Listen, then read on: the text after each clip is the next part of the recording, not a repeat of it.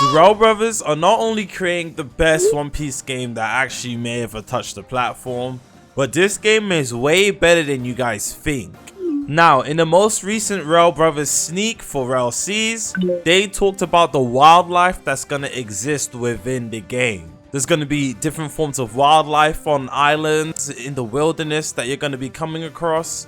Some may be aggressive, some may be passive, and obviously aggressive animals will see you and most likely try and attack you, whereas passive ones are going to probably either run away from you or just completely ignore you unless you bother them. Now, within this, there are many things that are going to come into play. Obviously, you're going to be able to get materials and meats from these animals. Meats for things like cooking, and materials for things like crafting, etc. Crafting weapons, crafting armors, crafting clothing, doesn't really matter, crafting. These animals are gonna be involved in events. There may be a situation where a bunch of wild boars attack a town and you can save that town. In some cases, I feel like you may even be able to tame certain wild animals that you see. There may be a chance that there's gonna be maybe some sort of rare unicorn. This is just an example, and you have the chance to tame that unicorn, or you could kill it for its resources. The choice is yours. Now,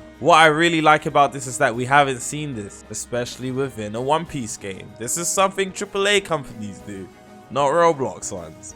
And talking about crafting different materials from animals and other things that you could get, I did want to talk about professions, because this is going to be huge. Now, if you remember in the third Rell Seas teaser sneak, you can see crafting is a trait. And I was a bit confused seeing this at first, but it makes a little bit more sense now. Crafting armors, crafting weapons, through being able to hunt things like sharks, sea beasts, even normal animals you may see in the wild, you may be able to use those materials to craft different armors and weapons. And I really like that. Now, this is where I take my spin on the whole crafting thing. I feel like crafting should have levels because it's going to be a profession or a trait. Crafting should have levels, and if you increase your crafting level or the higher you get your crafting trait, the higher the chances of successfully crafting higher level gear, armors, rare weapons, rare gears, legendary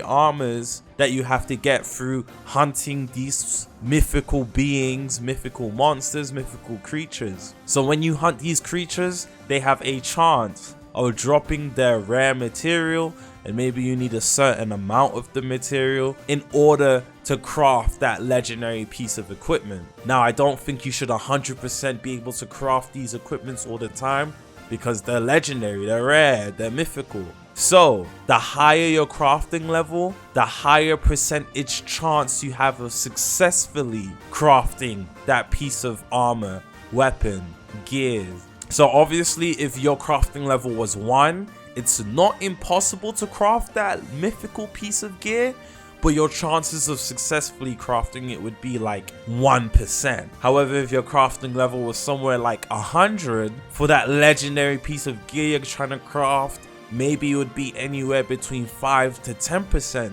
to successfully craft that. Just so that legendary, mythical, super rare items stay legendary, rare, and super mythical instead of everybody running around with these things. Also, this helps prevent hackers from just obtaining the best gear in the game instantly, and it kind of blocks off hackers just being able to make multiple accounts and get all the best gears just through doing stupid hacks, because all of these things are still a percentage chance, which means even people like hackers can't get these things without putting tedious amounts of time into it. It's locked behind not only skill, luck, but actually having to put time and care into the account that you're using. And obviously, the higher your crafting trait, the higher your level within your crafting, the easier it is for you to craft gears. It doesn't matter if it's common, legendary, mythical. Your percentage chance of successfully crafting goes higher the better you are at crafting, the higher your profession, the higher your crafting levels. I think this is perfect for Rell Seas. This is the perfect opportunity to make a One Piece game a real RPG. And as you guys know, a lot of these games, the Rell Brothers did say that they are going to add mounts into the game, which means this is going to be a big open world. It's not going to be this small box like islands. It's going to be vast. It's going to be good. And we know, again, ship customization, etc. I think mounts should have different types. Obviously, you have your land mounts, and obviously you have your sea mounts. Maybe a sea turtle can go on land, but it's super slow on land. And in the water, it flourishes. You're able to zoom through the seas. Vice versa with land animals. They can swim, but it's going to be slower compared to if you had a sea mount. This game is going to be great. As an MMORPG enjoyer, someone who's played multiple different MMOs, the possibilities are endless. However, we have to remember this is Roblox. But I don't doubt the Rell Brothers. I'm actually very sure they could pull something like this off. And remember, everything I just talked about is just one angle of the game. This is just crafting and wildlife. This has nothing to do with the actual in-game progression to make your character stronger. Obviously, armors and all of that do contribute towards that, but this has nothing to do with player progression. So if you're adding multiple different areas that you can grind your character through, this game's gonna have a lot of content. You don't just have to grind to max level and then fight the same boss a million times. You have to grind your character to progress, because you know there's not going to be levels, as the Rell Brothers stated. To grind your character, make them stronger. After you've grinded your character to make them stronger, you then need to grind your whatever profession you have, your crafting levels. You have to hunt for resources and craft the best gear you can. And through doing stuff like that, you're gonna have a whole in-game market. Some players are not gonna have the time to craft or to put time and effort into making sure their crafting level is as high as can be. So they're really gonna wanna buy legendary gear off, you know, the in-game market. Or if the Discord server has a market server or market channel, players are gonna want to get the best gears they can have. So the players that take their time to nurture their crafting traits and grind for the best gear are gonna have a market.